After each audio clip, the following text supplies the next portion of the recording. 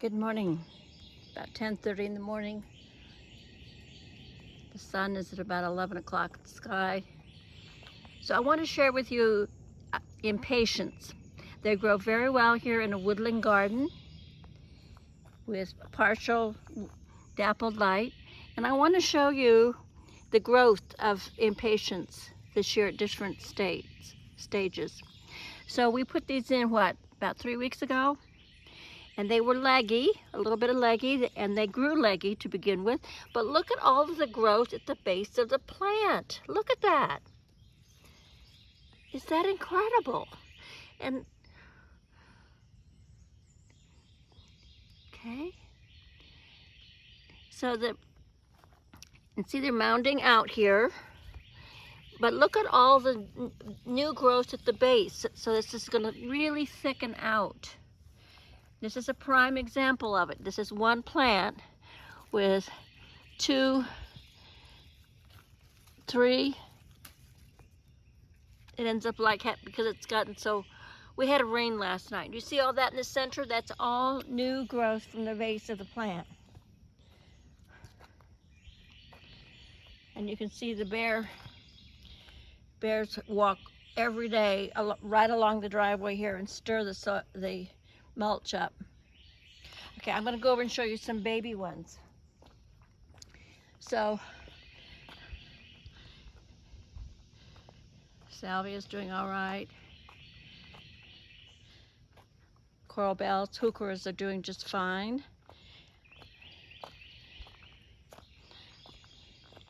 Okay, so we're coming up here to where I'm a little disappointed in my coleus. These are not the ones that do well in sun or shade. But look at all of these little, let's see, that right there. Those are baby impatiens. They have grown from reseeding. I had a whole bunch of red impatiens here last year. Would you look at that? Those are all have reseeded themselves. See, we've finally gotten some warm weather here in the last week or so. It's gotten up in the 80s. Do you see all that? Those are baby impatiens. They have reseeded themselves. So if you remember, I've told you that on this property, I don't know how many years ago, I came to visit one time in the summer, maybe October, for the leaves. And there were impatiens all over the garden that had self-seeded themselves in between flagstones, into the grass, every possible place. And then there was that fungal issue, and we've reintroduced impatiens again. And look at that, how they've reseeded themselves. Now I'm going to pay attention to all the growth on these, and I'm going to maybe separate them out and spread them around if I need to do that. But isn't that something? Now the violas and the little bit of pansies here have gotten very leggy and they're getting maybe 2 to 4 hours of full sun, and they've collapsed. Now I've pulled them away from the impatiens. Some of them had collapsed that way. So this morning when I realized. But please understand, I planted these in my window boxes and rail boxes, etc., hanging baskets, second or third week of October. So November, December, January, February, March, April. That's 5 months, and I moved them out here in May, and they were spectacular for about 6 weeks. Of course, you know, they don't do well in heat. They're a cool plant. And I don't know why I don't learn my lesson about coleus. The proven winter ones that grow in the sun and the shade and get, 2.5 to 3.5 feet tall. I didn't buy them this year because I wanted the shorter ones so that my hosta bed wasn't obliterated. I wanted something that was 14, 16 inches max tall, and they've already gone to seed. They might be 10 inches tall, 8 to 10 inches tall, but they've already gone to seed without really thickening out. Now this one has developed. The thing about coleus is they see how that's fresh growth at the leaf node. So they'll thicken out, but it's going to take a little while. We'll see how that goes. Oh, you know, nature is just like any other thing. Human beings, the desire to procreate is so strong. So strong. It's the driving force, and it's not to be. But look at that. Those are all baby impatiens, and some of them already have blossoms on them. Can you see that? Well, buds, not blossoms yet. Okay, well today is supposed to be about impatiens. Now these are the ones that were good-sized plants when I planted out here. I don't know, maybe 3 weeks ago. And they've doubled in size, in height. They're now, look at how tall they are. And can you see all that growth at the base? So they're gonna thicken out incredible. I will have to remember that. Because remember, I planted them a little bit on the close side because I really wanted a solid blanket of color up here. And I can see this really well from my kitchen. Oh, well, here's an aside. Do you see that? These are red blossoms. And they grow at every leaf node up the plant. And these will get like, last year they got like 3 feet tall. Oh, okay. Well, it was supposed to be all about impatiens, but walking from one impatient bed to the next, we have news. I have pulled out a good portion of these money plant, and I want you to see how, look at the root on that. Look at the root on that. That must be at least 10 inches. And of course it's splitting the rails. Do you see that? This is the power of plants, y'all. Let's come in here and split it. Can you see that? It's splitting the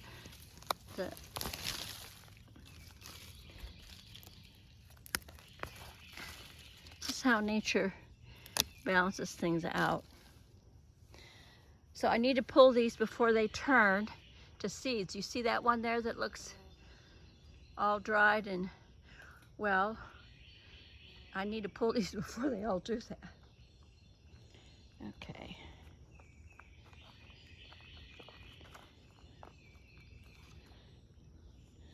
Let's walk down to the, oh, these are doing very well. These hostas, remember I thinned and transplanted these? They have not skipped a beat, and they're putting on blossoms. Would you look at that? The desire to,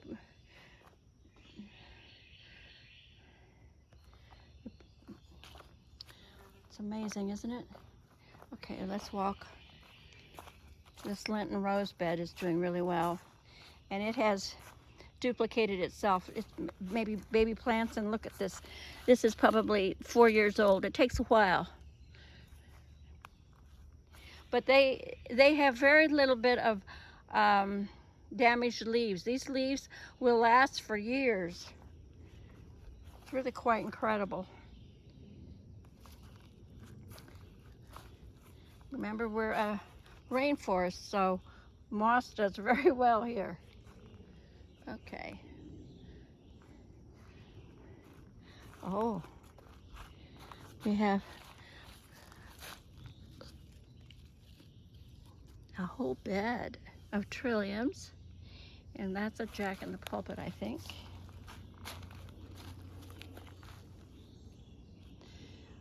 Oh my.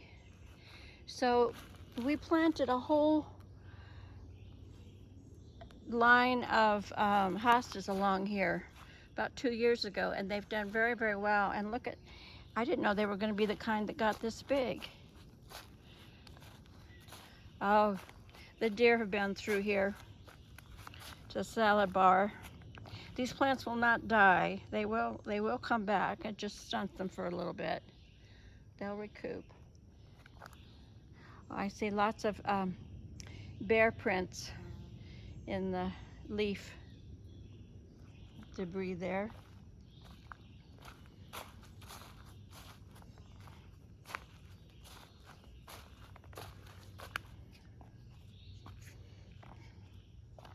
Okay, so this place has always been a good place to put impatiens because it's dappled sun, dappled shade. And these are a little bit leggy, but look at, they're also putting on more growth at the base. So this is going to thicken up and be a nice thick blanket. Now, Joy and I were walking the garden for a little bit this morning, talking about some plants, and here we've got some more baby impatiens. They have reseeded themselves from last year. Isn't that something? You know, for those of us who garden, we're thrilled, but we can see that I'm going to have thick, naturalizing impatiens here from one year to the next soon.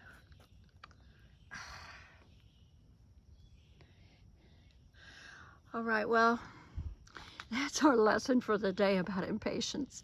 I really wanted to share with you, I don't know why I'd never noticed it before, but of course I'm not the kind of garden, I just haven't done that kind of gardening all that much. And I just think it's amazing, all of the growth that's coming from the base of these plants. I'm starting to notice, you know, when plants grow from their leaf nodes where leaves were or are, but so much growth from the base.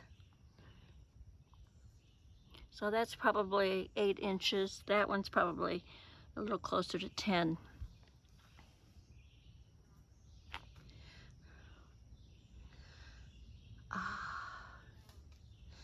Such a beautiful day.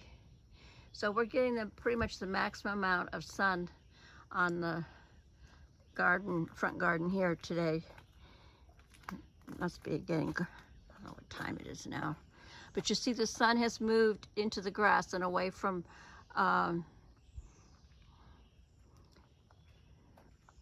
the hostas and impatiens and coleus up there.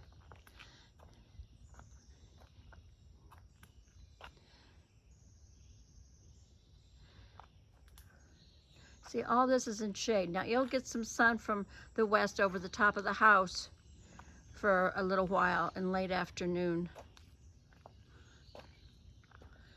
Sorry, I didn't mean this to be a tour of the garden, but it's kind of enchanting, isn't it? So here we're getting full sun, late morning on the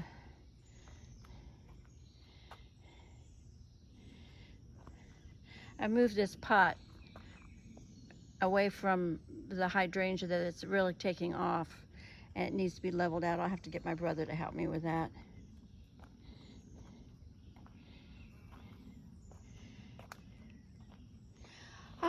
Such a beautiful day. And you see our impatiens over here are in shade, and it's pretty much all the time dappled sun. And I shared with you that we tried to put out sun impatiens here, New Guinea impatiens, last year, and they survived, but they didn't grow the least little bit. It was kind of sad. Okay, this is where we started, watching how our impatiens are filling out. Oh, I have one other place where I have impatiens that I could share with you. For those of you that have been following, you know that here's another impatiens bed. It's starting to fill out a little bit. And here's our chicken gizzard that's doing great. And some things that I just was enchanted with, and I have to find pots to put them in. I've got a squash plant that was given to me by a friend. So the geranium exercise has been relatively successful, but not as, I shared with you that I should have taken these out of storage, these geraniums out of storage, and started them in the greenhouse in dirt, probably 6 weeks before I should have. And I had half a flat of white Impatiens left over, and I planted them in here, and they have taken off. Aren't they beautiful? I thought they would get absolutely smothered when the geraniums take off, but we'll see what happens with that. And I did this on the balcony as well. Oh, we're going to get a little color here soon, maybe, huh? All right. Well, thank you for sharing. It's been a pleasure.